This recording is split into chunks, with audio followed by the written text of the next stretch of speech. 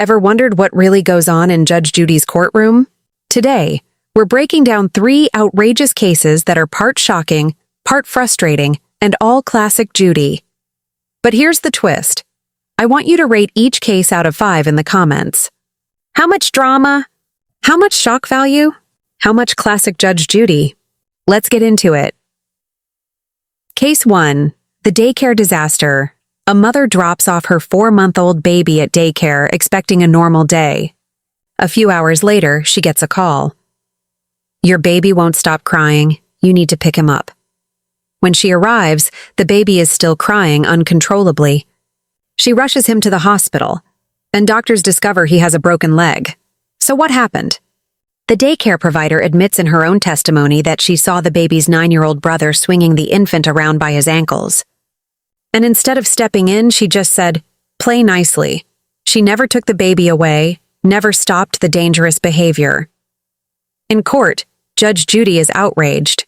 She calls it gross negligence, says no responsible adult would allow that, and even goes so far as to say the provider's license should be yanked by the state. Verdict. Judgment for the parents. $5,000. My review. 5-5 courtroom drama.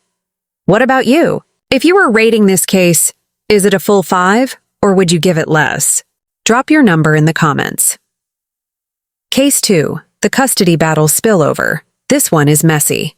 An ex-couple has been battling for years over custody of their young son. Family court already gave them a 50-50 split, but the mother just couldn't let go of the fight. So she drags the father into small claims court, suing him for a TV, some furniture, and other household items. But here's the catch. Her entire case rested on a big lie. She told Judge Judy she never lived with the father. Problem is, a previous family court ruling had already established that they did live together as a family for 2 years. So the lie instantly blew up her entire story. Judge Judy doesn't play around with this. She points out that the lawsuit isn't about property at all.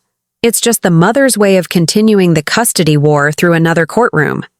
Judy warns her flat out, keep lying, keep playing games, and you could lose custody altogether. Verdict. Case dismissed. My review. 4-5 for real-life lessons. Now it's your turn. Do you agree with Judy's tough stance here? Would you give this case a 4, or does it deserve a higher score for the drama? Comment your number. Case 3. The Vengeful inheritance. This one feels like a soap opera. A brother spends years caring for his dying sister. He's by her side, helping her through her illness. But when she passes away, her will leaves everything, the condo, the inheritance, the assets, to their cousin, not to him. You'd think that was painful enough. But then the cousin accuses the brother of ransacking the condo, slashing a $6,000 mattress and stealing valuables. She claims he caused thousands in damages, but Judge Judy sees the holes immediately. The cousin didn't file a police report until 2 months later. And when asked why she waited so long, her answer was, for insurance purposes. Judy flat out calls that story unbelievable, saying no one would walk into a destroyed home and then wait 2 months to tell the police. On top of that, the cousin had already received over $120,000 from the estate.